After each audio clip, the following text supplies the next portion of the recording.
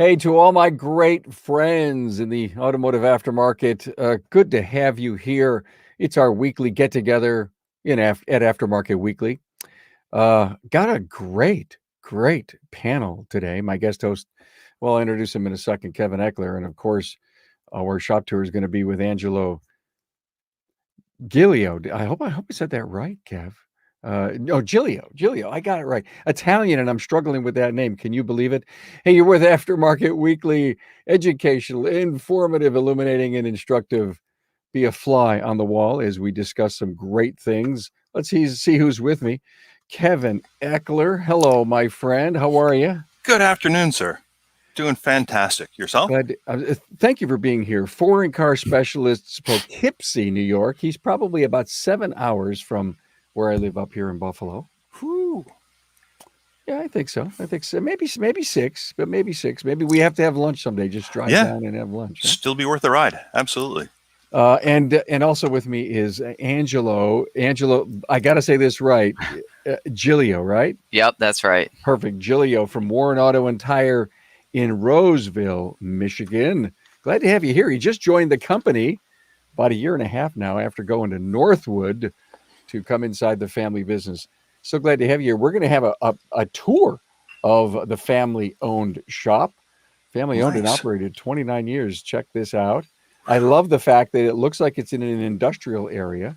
That's kind of cool. Yep. It's kind of cool. Hey, if you're with us at all today in social media, or you're going to watch us on LinkedIn or Facebook or on my YouTube channel, share this, say hello, give us a like, make a comment, ask a question of my team. That would be so great. We're coming to you live from the Dorman OE Fix studio. So, guys, how's business? Kevin? Business is zooming. We're really busy. And actually, that was one of the things that we've discussed lately is how to properly care for and take care of your customers and your people with such a high demand. We're about 3.5 weeks out right now. And you don't want to neglect anybody. You don't want to have anybody left out. Those are good problems to have. Yet careful. You have to be careful. Yeah, it's really easy to take someone who's been a very loyal customer, turn into a client, and we always want to turn them into advocates, people that not only believe in what we do, but kind of preach the method and the message for us. Yeah. But it's really easy to get them angry because they've been coming for 5, 10, 15, 20 years, and they don't want to wait 3.5 weeks. Yeah, imagine, guys, you're on a trip, your brakes are starting to make noise, you head into your preferred shop, and you can't look at them for a while. Well, that just won't work. Yeah, that's very unacceptable to some people, and they don't think about the other people that have scheduled appointments 2 or 3 weeks ago and are waiting that day, and they're in there for their scheduled time. A lot of people only see their immediate need. Yeah. So... Yep. Angelo, how's business with you guys? We're absolutely slammed as well. Like Kevin said, probably about 3.5 weeks out, 3 weeks out. Yeah. The biggest thing for us is just trying to focus on setting the expectation. Hey, this is what it is. I mean, a lot of times there's just nothing you can do about it. Obviously, you try and squeeze in the special things that maybe you can get done, but it's tough. You know, I'm really happy for you guys. That's all I continue to hear, the same identical story. And maybe what we should do, guys, is a show on will it last? Now, we don't have time to discuss that today. If we do at the end, maybe I'll re-ask that question. But will it last? I think it's really important. Hey, thanks to our partner, Dorman. The aftermarket is filled with companies that make replacement parts, but few invest in design, engineering, manufacturing, programming, and testing like Dorman. They are home to hundreds of mechanical, electrical, and manufacturing engineers spread out all across the globe who ensure every part that is produced meets rigorous industry standards for performance. To do this, Dorman utilizes cutting-edge technology and equipment to test fit, form, and functionality of all their parts. Some of these tests include rapid prototyping 3D models for fitment checks, tolerance testing on both mechanical and electronic components through salt fog and thermal heat and pressure testing. Dorman drives their dedication to their engineering by including their in-house programmers who write and test new software solutions. Solving for a problem is what powers the innovation engine at Dorman. Dorman invests in these OE innovations to help you save time, your customer money, and prevent vehicles from coming back to your shop. Hey, to learn more about Dorman's engineering process, visit dormanproducts.com/tour. Well, thanks, Dorman. I was down there, I think 2 months ago now, and saw all that back behind the scenes testing stuff. They're just doing some real amazing things. Hey, guys, we always do a trivia each and every week. Mm-hmm. How's this? Name of the Lincoln concept car that was modified into TV's Batmobile. If you think so, don't yell it out yet until the very end when we cover this thing.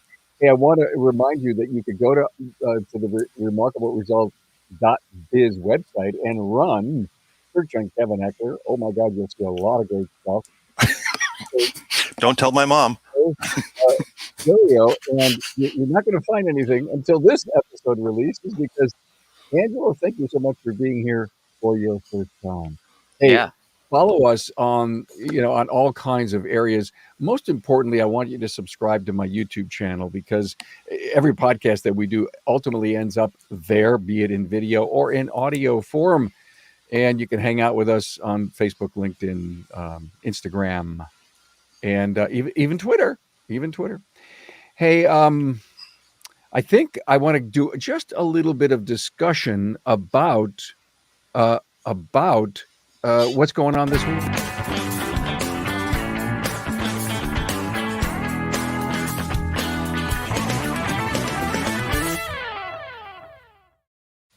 Okay, everybody, this is a great slide. It's showing you everything that's going on today. A great episode released with Derek Kaufman. Trust me, if you invest in the time to listen to this, at the end, your brain's going to be Swiss cheese-like. Kevin has laid out so much stuff about the next 20 to 25 years, and it's not to be afraid of. It is so that you can absorb, talk intelligently in your networking circles about what's going on with EVs, the brands that are making them, the batteries, the what's going on with the government subsidies. One of the best shows of the year. We also did an update on Right to Repair, which was last Friday. We had a great Carmcast on the nomination for Apex. Listen, my blog this week, my email this week was all about that. I need your help. I'd love you to nominate either a Shop Owner of the Year, Technician of the Year, or Service Advisor of the Year. All the details are right there in that episode. And an unbelievable episode on succession planning. And let me say this. There was an interesting twist in this where John Gustafson went to these two specialists and says, what do I do now?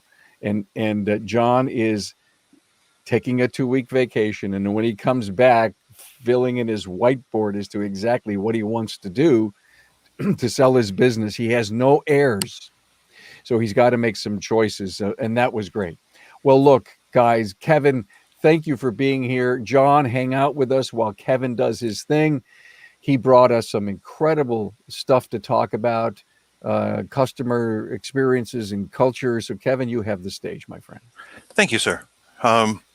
Just want to emphasize again, people talk about culture, especially in a time. So we'll build in the idea that we're 3.5 weeks out with appointments and we're super busy and the shop has a lot of stress and there's a lot of things going on. It's a great way to totally destroy everything or to take an opportunity and build incredible value into your people. So some people are willing to sacrifice their team, their techs, their advisors, and everyone to make a customer happy. But ultimately, if you burn your team out, you destroy them personally or their values or their thoughts and their beliefs. You don't have anybody to take good care of your people. Yeah. So we've really been thinking strongly about how are we reinforcing our culture? How are we reinforcing our guys in a time where there's an incredible amount of pressure to get as many things done efficiently and properly, manage the flow, manage the stress, the phone calls to customers from the front of the shop with the advisors back through the techs and every single person in the team. So culture has been a super important thing to us. So we're coming into a summer of a lot of heat. And it was really cold in the wintertime, and it was cooking. And I wait all winter long for the heat to come. I despise the cold. Despite wearing shorts all year long, I despise the cold. Can't wait for it to get hot. 29 years, it's been nice and warm in the shop. I've seen 102, 103 on the inside. And after talking to the guys, I air conditioned the shop this year. We've been air conditioned for about 2 months. Total of, I don't know, a little over $8,000, maybe $9,000 out of pocket on it. My electric bill went up $280 this month. We set the thermostat on. The really cool thing about when you told me that number, 280 this month, is that, do you think because of, the electric for the heat is going to be steady all year, or is it just a little higher because of the air conditioning? I'd say, well, we run waste oil furnaces, and that heats the shop. So we really don't have like a big natural gas bill or anything. We're pretty much self-sustaining as far as that goes. So set a thermostat on the wall. It's set at 70. I leave it. That's it. All day long, 7 days a week. And it kills me because I love the heat. I love the sunshine. I come in the morning, the doors are closed. The doors are closed all day long. I'm like, ugh. But you know what? It's really comfortable in the shop. It hasn't taken me very long, and I've kind of gotten used to it. And I hate to admit, but I kind of like it. And the guys are really happy. And you're not sweating, and they're really appreciative. The tools are comfortable. The cars are comfortable. You go outside, you don't realize how comfortable it is till you go outside and you can kind of see the air because it's so humid and hot. And then you hop in a car and you drive it in. I drive a car in, I pull it into the bay, and one of my guys yells over, "Hey, you want me to shut the heat off?" I look at him like, "What are you talking about?" And he goes, click, and he hits the button, and the door comes down, and he kind of chuckles at me and walks away. I'm like, turn the heat off, close the door.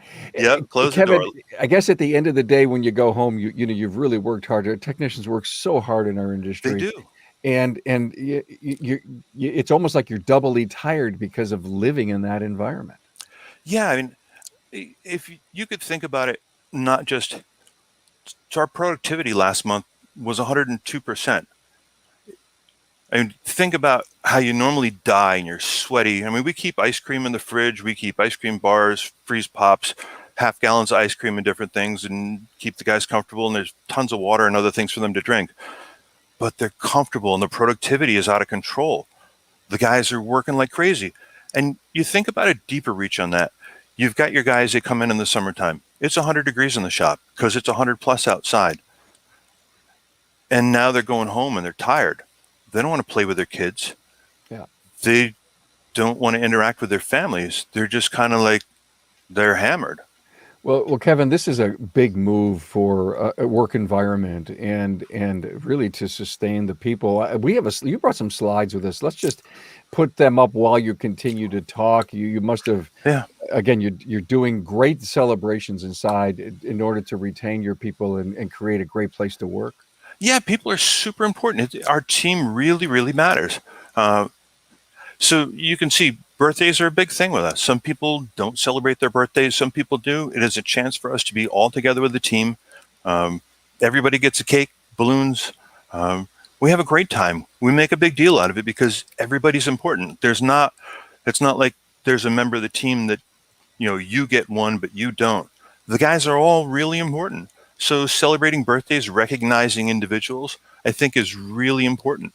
You could see Brandon with the balloons there. It doesn't matter how old you are. You get cake and ice cream, you get balloons. He's like, who, me? Yeah, you get a cake. Our customers are super important to us. So another thing that drives us is, we talk about passion.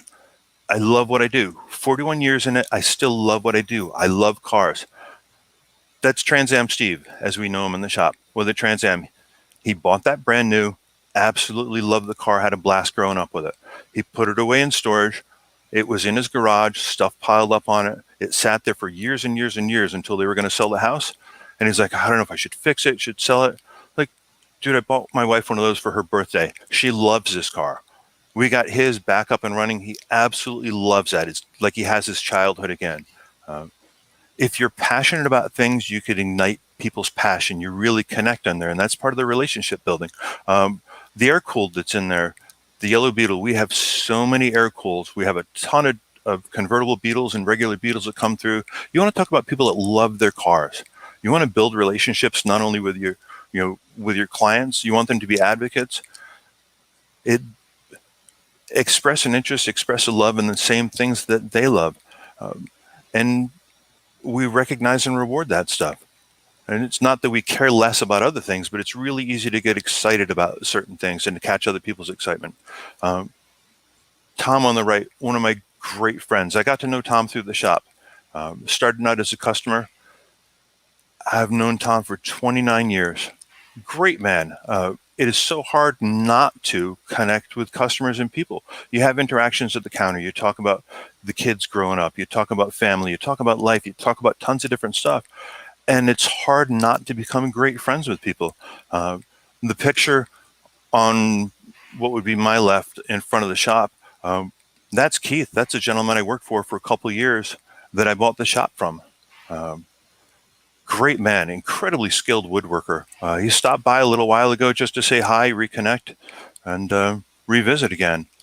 Again, it's all about relationships, keeping in touch with your roots. And look at you get some great reviews. Yeah, we've been voted best shop on the Hudson Valley a couple times, and I think that comes from caring for your people. I think Angelo was absolutely correct when he spoke earlier about setting expectations and being really clear. So in a time when we're really busy, if you're not super clear with your people and say, hey, I really value you, but this is, these are the situations that this is the soonest, we'll put you on a wait list, we'll try to accommodate you as best we can, and being really straightforward with them, I think that's super valuable. Kevin, you are doing so many great things for your people. I think your passion and love for the industry shows, and I know it's reflected into your team. Has anyone ever been romanced by a competitor to want to leave? And did they ever come to you and say, hey, boss, it looked pretty cool over here, but I got to stay? So, yeah, let's talk about culture. I have two guys that are phenomenal techs. Came from the local dealer, and they're really, really good at what they do. And I really enjoy them. Each one has a very different personality. Brian's son plays baseball and is amazing at it. The kid at 12 years old is gifted. Tom's son plays lacrosse. It is totally understood that they leave early because the kids are playing games. It could be at noontime. It could be at 4:30, 5 o'clock, whatever it is. I value these guys. They're not just employees. Brian loves Star Wars stuff. There's certain things he's allowed to buy certain tools and different things, but this is a great story, everyone. You got to listen to this story. This is good. Go ahead.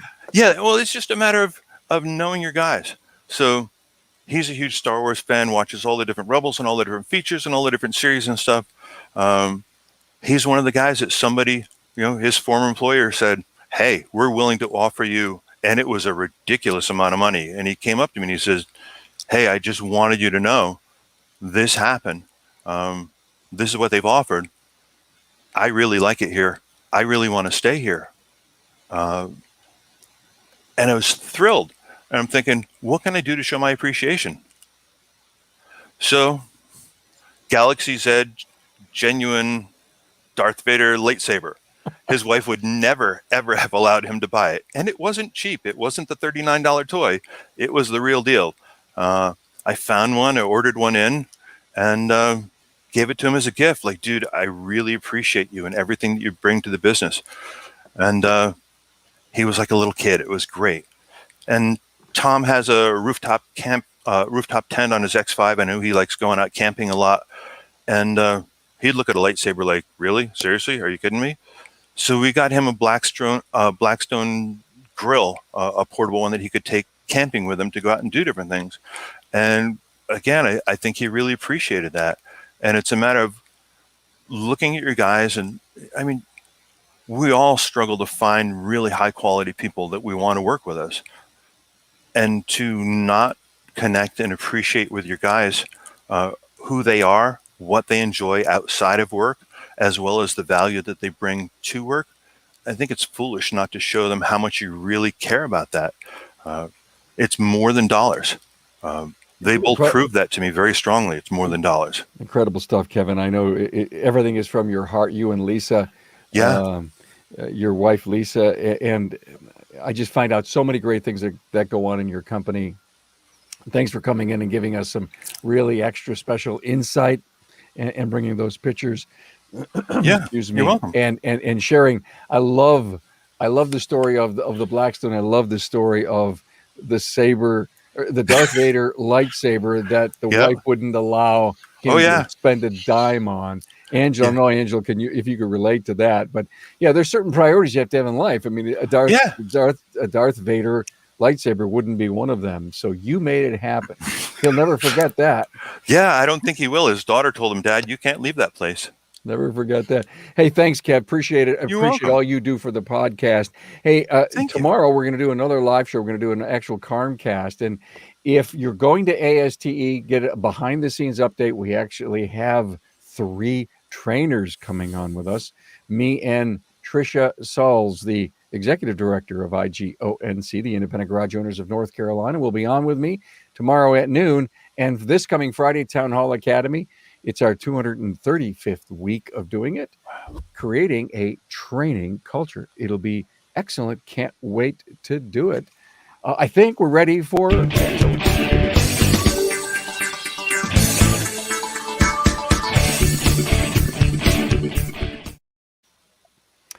Angelo, Roseville, Michigan, 29-year family business. Hey, glad you're with us.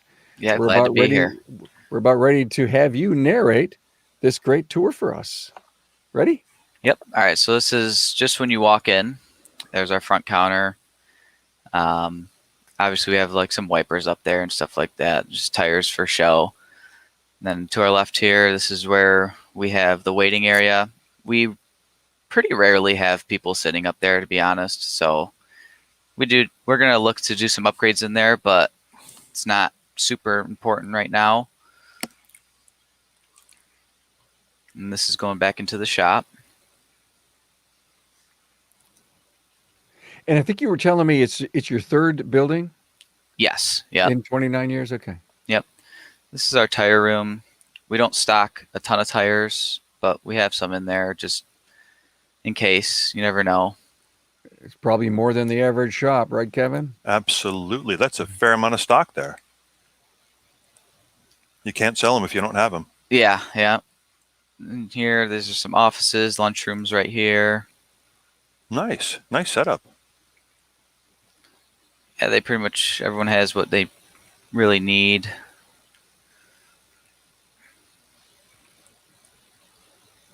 Going into the shop. How many lifts and bays do you have, Angelo? We have 7 in the front, one of them being a drive-on, and then 3 in the back. Okay. Nice. So it's a long building. Is correct? Are there bay doors on the right side of the building? There's 1 bay door on the side, and then there's 3 in the back. What percent of is tires to your business? Well, we do a lot on FedEx trucks. We do all their tires. On the car side, I don't know exact percentage. If I'd have to say, it's really only probably like 10%. It's not much. But you do have the word tire in the company name. Correct. Warren Auto and Tire. And I think that's critical to marketing the company. Yeah. Just coming back here. I think I go to the left a little bit. And as I said, Angelo is a graduate of Northwood Institute in automotive business, which is just a great thing. Northwood's a great school. It's great to have another business mind inside of our industry. There's all your tire stuff. Yep, tire stuff. There's all of our truck tires that we cycle through a lot instead of having them up front. Forklift. Yep. Now, what are those? What are those? That's something for next door to our building. It has nothing. They're just storing it in there for us. Storage, I see. Okay. Yeah. That's how we push in dead cars with the 4-wheeler parts washer. Here's all of our bulk oil. sandblaster. We have the portable jacks. We have one set of those. So you're not only just doing tires on FedEx, you're doing other. Oh yeah, we'll do everything. Yep. How long have you had that deal with them, or maybe it's a contract? There's no contract written. They have, so FedEx has their contractors that own the trucks and the routes, and then they just come to us. I'm not sure how long some of them have been coming, but it's been quite a while. And then there is a little upstairs. That's where the compressors are and a bunch of storage and miscellaneous things. How big's the building overall? Do you know the square footage? It's 13,200 square feet. Wow, big place. You can do some damage with that, right, Kevin? Absolutely. Watch me go. Look at that. Big, lots of room. Yep. So that's the main door. We used to have it where you could drive completely through the shop all the way from the back, but it's often blocked with something getting worked on in that little bay or like stuff we're storing. Floor cleaner. You have. Yeah, we got three of them. We got three of them. Three of them. It's well, just in case one doesn't work. Yep. You seem to have a lot of everything and every gadget. Have you gotten into the latest R 1, 2, 3, 4? Yeah, if you can go back a little bit, actually, our machine was sitting right there. It's like 10 seconds back.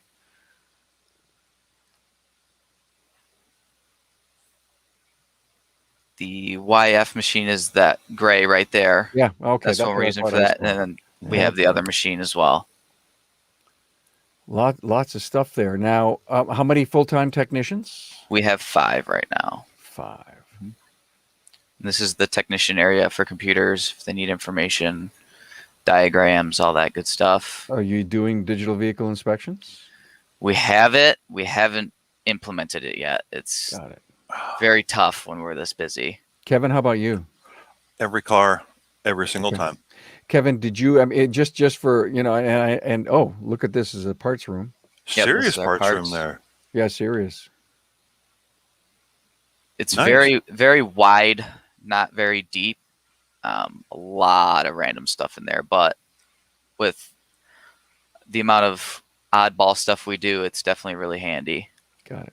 This is where my dad sits and does all of his stuff. Yeah, I Now, can't Dad's stress still working every day, right? Yep. Are you going to tell him to slow down, Angelo? I'm going to try. That's what sons are supposed to do. Hey, I Dad, know. I'm in the business now. You got to slow down. And this But is if back up to the anything front. like my dad, that would have never happened. Yeah, it'll be tough to get him out, but I like having him here, so it's nice. Good for you. Nice tour. Excellent. Thank you, Angelo. Yeah. By the way, Kevin, Angelo said, well, we have digital vehicle inspections and we have not yet, whatever. Mm-hmm. Did you find it a difficult thing to implement, Kevin? There's a learning curve like anything. It is so worth it. There's so many incredible aspects and usability points of it. First off, you're documenting everything, so nobody can say ever since you. You can't bring every customer into the bay and underneath the car and show them and go, hey, look at this. But you can take a video of it and you can take pictures of it and you can document those things. And that makes a much stronger impression on a customer than going, hey, your ball joint's a little worn and we've got some wear marks on your tires and you've got... People don't know how to visualize that because they're not car people.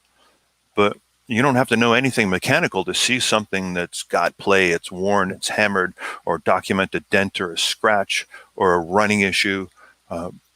Those make powerful impressions on people. Yeah, thank you so much. Angelo, I am not a guy who's known to give advice, but I will give you some. Dude, it's your best friend. Just pick a date on the calendar. That would be my guess. Yeah. Pick a date on the calendar. We're going to do this team. We're going to actually implement the software we have on this particular date. In fact, so many great people in the industry, Angelo, because I know you're in some important groups, Mastermind 20 groups, and all you just need the nudge from some of your friends to overcome some of the fears. And the big thing about implementing new stuff like that, Kevin, Angelo, is the fear of the unknown. Oh yeah. And when someone ahead of you has already done it, that it's almost like getting watching the movie before it's been released. You have a chance to really know what some of the stumbles are or the challenges are, and most of it, I've heard, it's the acceptance of the team that they need to slow down to speed up. Yeah. So I'm gonna touch on just a second on this. One of the things that works like this, like you said, kind of a mentorship type of situation. Find someone that uses it and implements it. Follow their patterns. Take their lead. I'm going to branch off for a second. Carm, one of the times I was on your show, a gentleman named Matt Wag, heard the episode, listened, reached out to say, hey, thanks for contributing. I appreciate what you had to say. And he and I have actually developed a friendship from this. There are so many connections you can make through the different Facebook groups, through all the different things, and your knowledge and experience can share and help somebody else that just doesn't have the confidence to engage in whatever the activity is, to just help them to be able to take it and follow through. Yeah. If you want to hit me up on this stuff, whoever's DVI you're using, I'd be glad to go over things.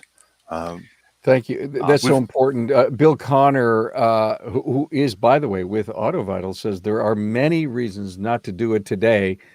And as he says, no valid ones I've ever heard so far. Thank you so much for that, Bill. And he's right. And by the way, Leanne White, what was the name of the school Angelo went to? Go ahead and tell him, Angelo. Northwood University. Northwood University. Great school. Hey, guys, this was great. By the way, we repurpose this podcast each and every Saturday morning. We're on our YouTube channel, Carm Capriato, where it is actually live right now, and you could actually watch it just instantly if you missed us. And of course, on our website, remarkableresults.biz, on the Aftermarket Weekly page. Guys, would you love to jump into that trivia question with me? What do you think? The name of Lincoln's concept car that was modified to TV's Batmobile. Well, here's your answer. It was the 1955 Futura. The Lincoln Futura was a concept car promoted by Ford's Lincoln brand, designed by Ford's lead stylists Bill Schmidt and John Najjar. And it was hand-built in Turin, Italy, at a cost of $250,000. Wow. In today's dollars, it's $2.4 million in today's dollars. Wow. Displayed on the auto show circuit in 1955, the Futura was modified by George Barris into the Batmobile for the 1966 series. I was old enough to remember watching that in color when it first came out. I wanted that so bad. Oh my God. This is a great episode. You guys just did so many wonderful things for the show here and for the industry. Next week, it's going to be Aaron Woods from Extra Mile Auto Care, Stillwater, Oklahoma, is my guest. And Emily Chung from Auto Niche in Markham, Ontario. We're going to have a tour of her place. So hey, thank you so much to Kevin Eckler from Foreign Car Specialists in Poughkeepsie, New York, and Angelo Giglio from Warren Auto and Tire, Roseville, Michigan. Guys, great job. Thank you. Hey, thanks so much for making this Aftermarket Weekly show so successful. Appreciate it. Thank you. Thanks.